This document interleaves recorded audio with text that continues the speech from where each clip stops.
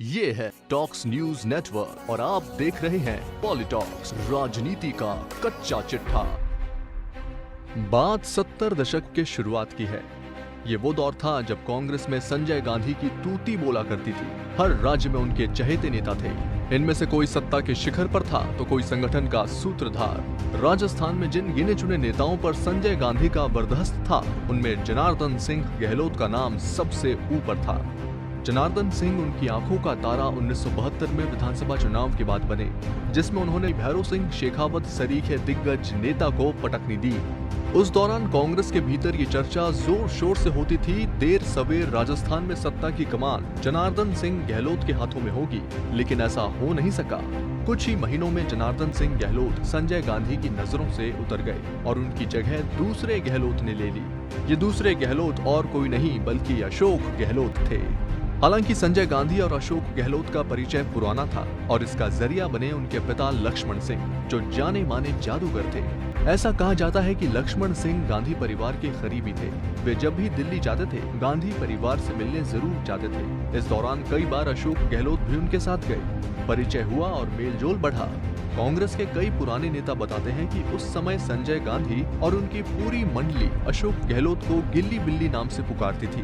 बताया जाता है कि लक्ष्मण सिंह जब भी गांधी परिवार से मिलने जाते थे, राजीव गांधी और संजय गांधी उनसे जादू दिखाने का आग्रह करते थे। ये भी कहा जाता है बाद में अशोक गहलोत भी गांधी परिवार को जादू के करतब दिखाने लगे।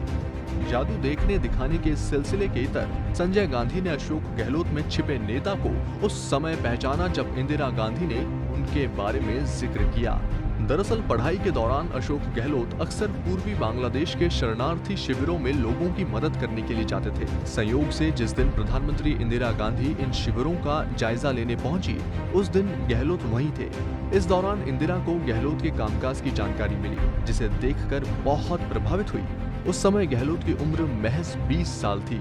बताया जाता है कि गहलोत में राजनीति की संभावनाओं को देखते हुए इंदिरा गांधी ने उन्हें इंदौर में होने वाले अखिल भारतीय कांग्रेस समिति के अधिवेशन में बुलाया।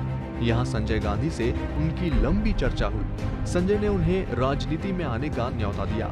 गहलोत के हामी भरने पर उन्हें नेशनल स्टूडेंट्स यूनियन यानी NSUI की राजस्थान इकाई का पहला अध्यक्ष बनाया गया। उनकी इस नियुक्ति से एक दिलचस्प किस्सा जुड़ा हुआ है। कहा जाता है कि आलाकमान को गहलोत को पद देने की इतनी जल्दी थी कि उनका नियुक्ति पत्र लेकर एक शख्स मोटरसाइकिल से दिल्ली से जयपुर आया। इस नियुक्ति के बाद अशोक गहलोत ने पीछे मुड़कर नहीं देखा।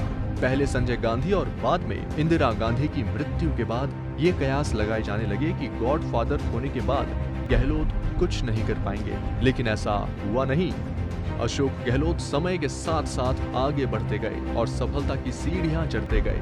तीसरी बार राजस्थान के मुख्यमंत्री की कुर्सी संभाल रहे गहलोत लगातार 5 बार सांसद और लगातार 5 बार विधायक रह चुके हैं। संगठन में भी उनके पास शीर्ष पदों का दायित्व रहा है। इस सफर में जिसके हाथ में भी कांग्रेस की कमान रही, वे उसके करीबी बन गए। राजीव गांधी, सोनिया गांधी और राहुल गांधी के बाद कहा जाता है कि प्रियंका गांधी भी गहलोत की सियासी जादूगरी की मुरीद हैं। सफलता के इतने सोपान चढ़ने के बाद भी अशोक गहलोत सरल और सहज नजर आते हैं। उन्हें सिर्फ एक ही मलाल रहा है कि वे पूरी ताकत झोंकने के बाद भी राजस्थान में हर 5 साल में सत्ता की अदली बदली के क्रम को नहीं तोड़ पाए। उनके मुख्यमंत्री रहते हुए राजस्थान में कांग्रेस ने 2 चुनाव लड़े, दोनों में पार्टी की करारी हार हुई। ये देखना रोचक होगा तीसरी बार में वे इस सिलसिले को तोड़ पाते हैं या नहीं। अवधेश आकोदिया, पॉलिटॉक्स न्यूज, जयपुर। ये है टॉक्स न्यूज नेटवर्क और आप देख रहे हैं पॉलिटॉक्स, राजनीति का कच्चा चिट्ठा।